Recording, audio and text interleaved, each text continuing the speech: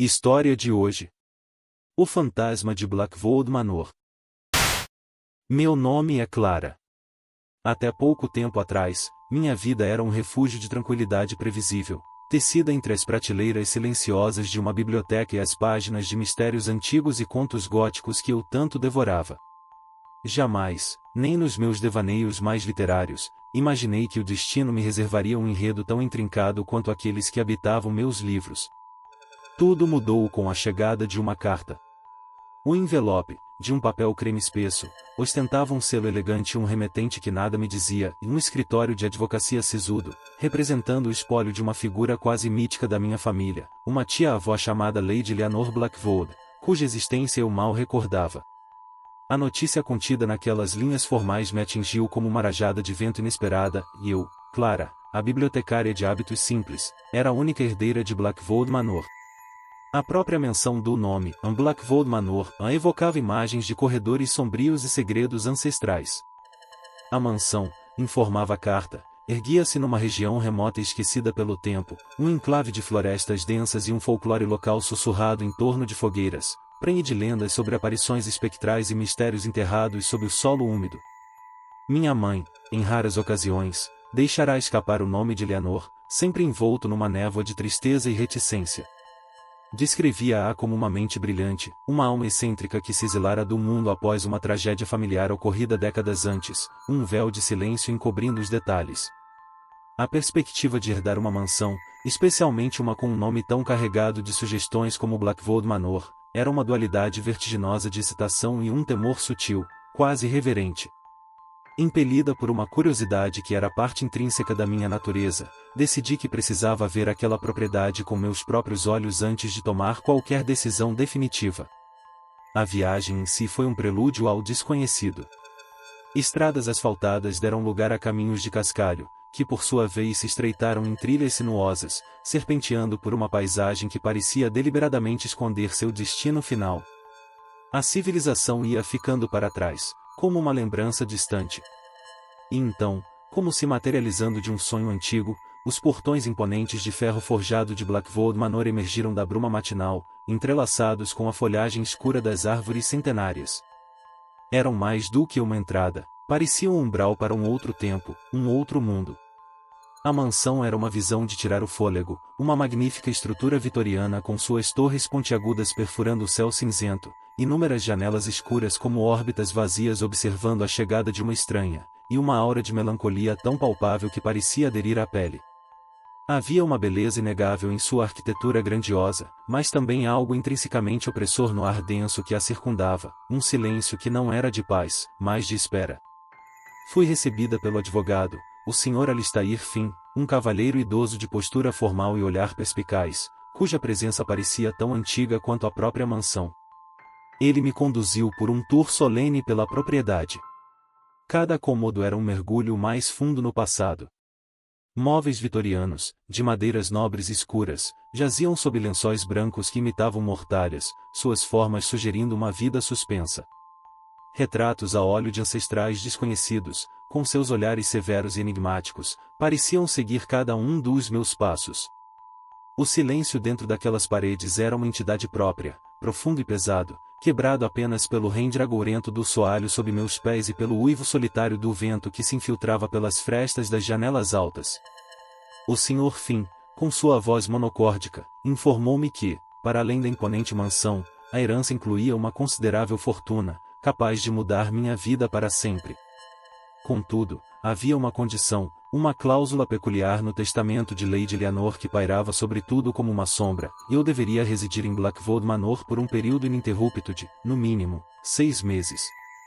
Caso eu falhasse em cumprir essa exigência, ou se, porventura, decidisse vender a propriedade antes de completar um ano de posse, toda a herança seria revertida para uma fundação de pesquisa psíquica, uma entidade obscura da qual Eleanor, aparentemente, fora uma patrona dedicada. Apesar do arrepio gelado que percorria a minha espinha cada vez que o vento sussurrava pelos corredores, a bibliotecária curiosa, a investigadora de mistérios adormecida dentro de mim, viu em Blackwood Manor não apenas um fardo, mas um enigma monumental clamando para ser desvendado. Aceitei a condição. Naquela primeira noite, A solidão dentro daquela vastidão de pedra e madeira era esmagadora. E foi então que os sussurros começaram. A princípio, eram quase imperceptíveis, frágeis como o roçar de um vestido de seda por um soalho empoeirado, ou o murmúrio distante de vozes indecifráveis, perdidas no eco dos séculos. Portas que eu tinha a mais absoluta certeza de ter fechado e trancado, apareciam entreabertas na penumbra, como convites silenciosos para o desconhecido. Pequenos objetos, um livro, uma pena, um castiçal, mudavam de lugar, desafiando qualquer explicação lógica. Durante as madrugadas silenciosas, uma melodia de piano, etérea e carregada de uma tristeza profunda, parecia flutuar pelos corredores labirínticos. Vinha da sala de música, onde um piano de cauda, desafinado e coberto por uma espessa camada de pó, repousava como um gigante adormecido. O frio era outro companheiro constante, mais seletivo, certas divisões permaneciam gélidas, um frio que penetrava os ossos, mesmo com o fogo crepitando alegremente na lareira. Eu tentava, com todas as forças da minha mente racional, encontrar explicações plausíveis. Minha imaginação, sempre fértil, estaria pregando peças? Seria o estresse da mudança abrupta, a idade venerável da casa com seus estalos e rangidos naturais? Mas, no recôndito mais honesto da minha alma, uma intuição antiga e persistente me dizia que havia algo mais em Blackwood Manor. Algo muito antigo, profundamente inquieto, e que, de alguma forma, reconhecia a minha presença. As semanas escorreram como areia fina, transformando-se em meses, e a presença invisível em Blackwood Manor decidiu que era hora de se tornar mais audível, mais visível. Os fenômenos, antes sutis e questionáveis, intensificaram-se com uma urgência perturbadora. Os sussurros, antes meros murmúrios, ganharam uma clareza fantasmagórica, por vezes articulando um nome que ecoava pelos cômodos vazios, um nome que eu não reconhecia, mas que parecia carregado de uma dor antiga, Isadora. Isadora.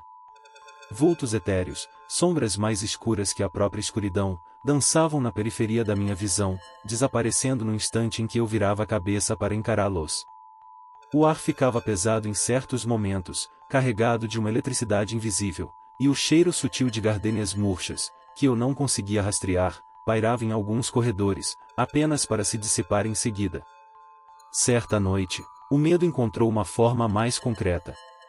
Acordei sobressaltada, não por um som, mas por uma sensação. Uma presença gélida e opressora estava ao pé da minha cama. O ar no quarto tornara-se rarefeito, difícil de respirar.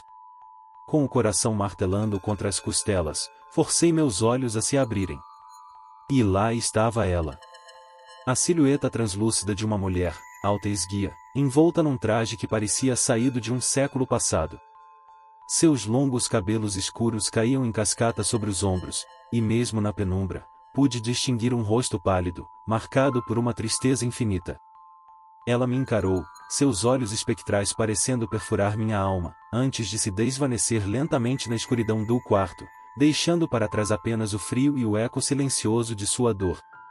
O medo era uma constante agora, uma sombra que me acompanhava pelos vastos salões de Blackwood Manor.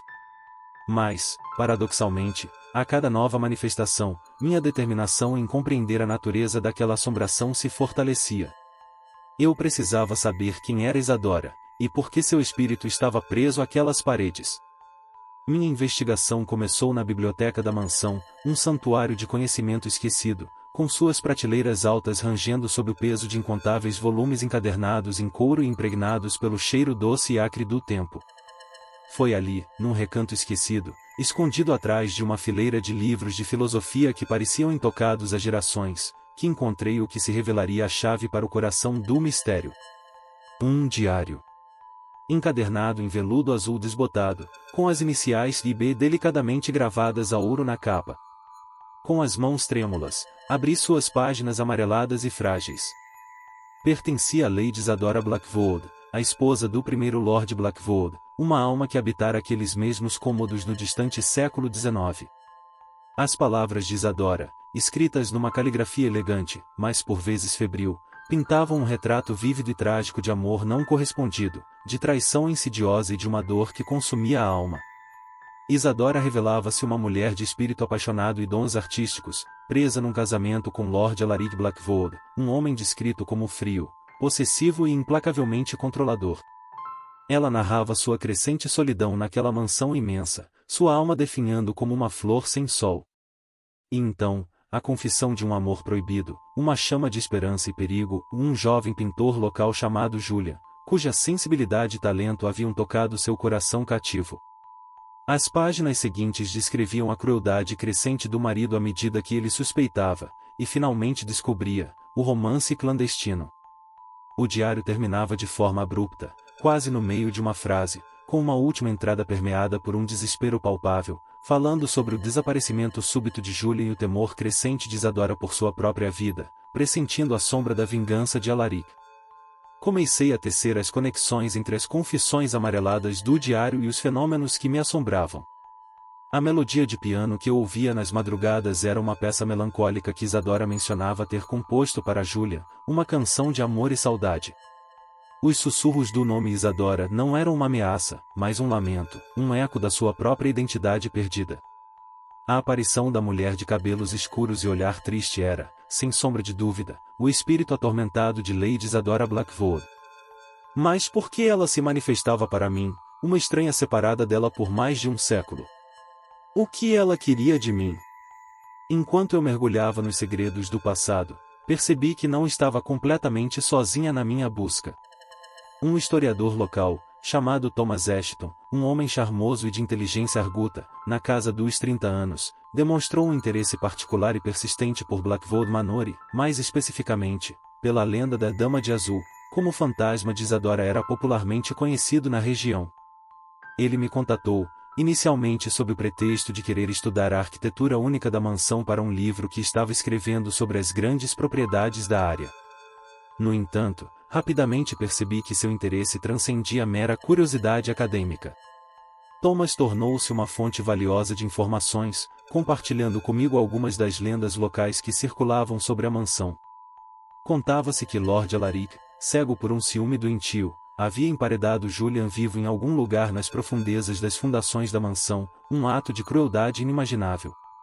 E que Isadora, incapaz de suportar a perda e o horror, teria se atirado da torre mais alta da mansão, seu corpo quebrando-se nas pedras do pátio. Seu espírito, dizia a lenda, continuava a vagar pela casa, eternamente à procura de seu amor perdido e ansiando por uma justiça que nunca lhe fora concedida. Thomas, apesar de seu ceticismo professo em relação a fantasmas, era completamente fascinado pela história humana por trás da lenda, pela possibilidade de desvendar um crime antigo e esquecido. Ele se tornou um aliado inesperado e bem-vindo. Juntos, passamos inúmeras horas na biblioteca poeirenta, cruzando as informações do diário de Isadora com antigos registros paroquiais, mapas da propriedade e plantas originais da mansão.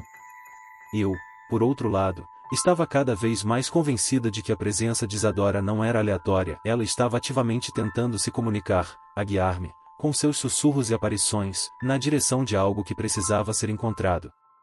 Numa noite fria e ventosa, enquanto eu relia uma passagem particularmente enigmática do diário de Isadora, as palavras pareceram saltar da página, imbuídas de um novo significado. Ela mencionava o meu único refúgio, onde as paredes ouvem os meus segredos mais profundos e guardam as minhas lágrimas amargas, sempre perto do calor que me conforta e me lembra dele.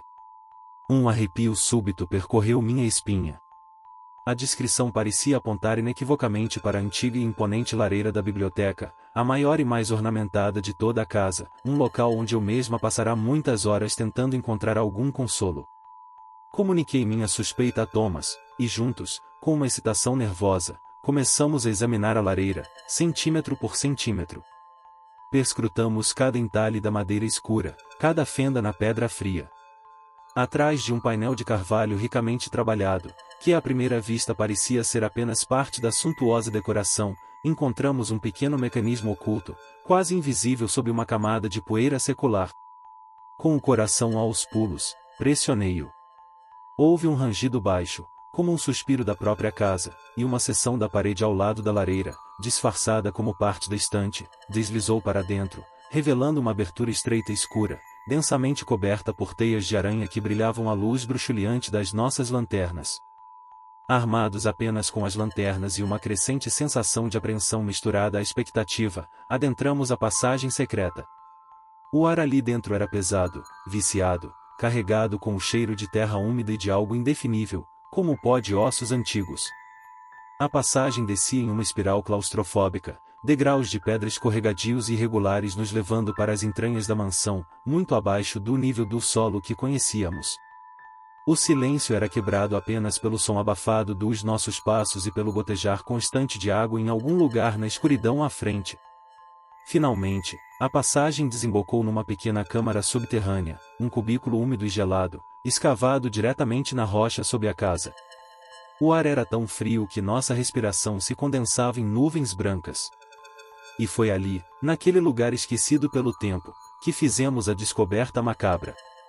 Num canto escuro, parcialmente oculto por uma parede de tijolos toscamente empilhados, que parecia ter sido erguida às pressas e com pouca habilidade, encontramos o que temíamos e restos mortais humanos.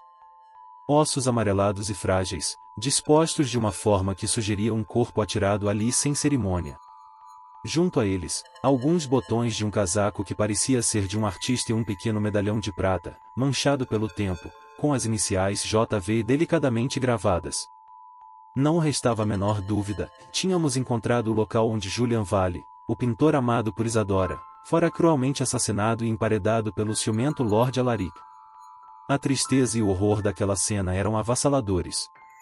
O silêncio na câmara era denso, pesado com o peso de um crime hediondo e de uma dor que perdurara por mais de um século. Naquele exato momento, senti a presença de Isadora de forma mais intensa e clara do que nunca. Não como uma aparição assustadora ou um sussurro ameaçador, mas como uma onda avassaladora de profunda dor e, surpreendentemente, de um imenso alívio. Era como se, após incontáveis anos de espera na escuridão, seu segredo mais sombrio e doloroso tivesse finalmente vindo à luz, testemunhado e compreendido. Thomas, apesar de seu ceticismo inicial em relação ao sobrenatural, ficou visivelmente abalado, seu rosto pálido à luz trêmula da lanterna. Sem trocar muitas palavras, sabíamos o que precisava ser feito. Contatamos imediatamente as autoridades locais, em seguida, o Sr. Finn, cuja reação ao telefone foi de um choque contido, mas não de total surpresa. A descoberta dos restos mortais de Julian Vale causou um alvoroço na pequena e pacata comunidade de Olovedale, o vilarejo mais próximo de Blackwood Manor, e rapidamente atraiu a atenção curiosa e, por vezes, invasiva da imprensa. A história trágica de Lady Isadora e seu amante pintor, antes relegada ao status de uma mera lenda local, um conto gótico para assustar crianças, ganhava agora os contornos sombrios de uma terrível e brutal verdade. Enquanto a polícia conduzia sua investigação forense e os historiadores começavam a reescrever os anais da família Blackwood, eu e Thomas continuamos nossa própria busca por respostas, agora focados em desvendar o verdadeiro destino de Isadora. O diário não mencionava suicídio, como a lenda popular insistia. A última entrada era um grito de puro terror, um medo visceral pela descoberta do marido e pelas consequências que ela sabia serem inevitáveis. Enquanto Blackwood Manor se tornava o epicentro de uma investigação oficial, com peritos forenses e historiadores examinando cada canto empoeirado, o Sr. Finn me contatou com uma nova e surpreendente revelação. Entre os inúmeros papéis pessoais de Lady Leonor Blackwood, minha enigmática tia-avó, fora encontrada uma carta antiga, cuidadosamente selada com cera, e endereçada especificamente a mim. Havia uma instrução clara, e a carta deveria ser aberta apenas caso os segredos mais profundos de Blackwood viessem à tona. Aquele momento, sem dúvida, havia chegado. Com as mãos trêmulas e o coração ecoando a ansiedade de revelações passadas, rompi o selo.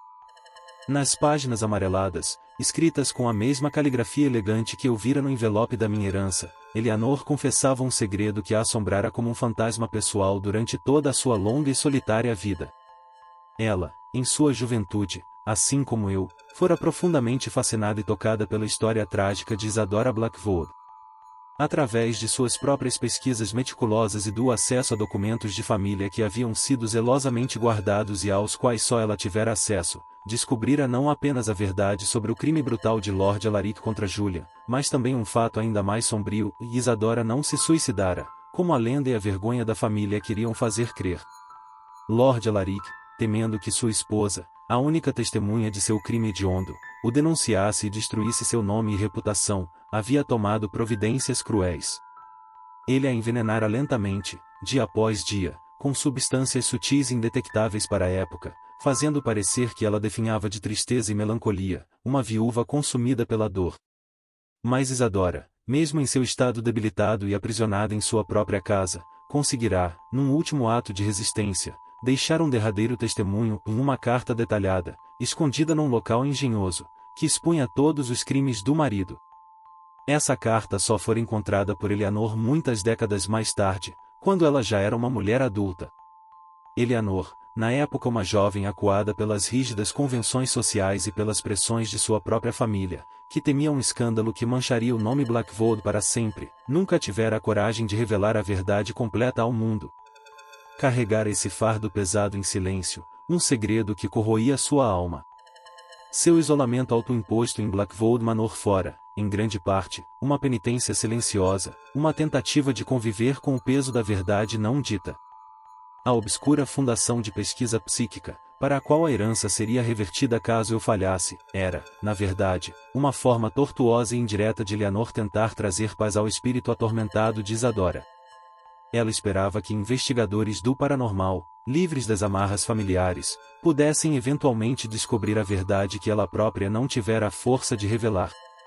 Em sua carta para mim, Eleanor escrevia que, ao nomear-me sua herdeira e ao impor a estranha condição de residência, ela nutria uma esperança tênue.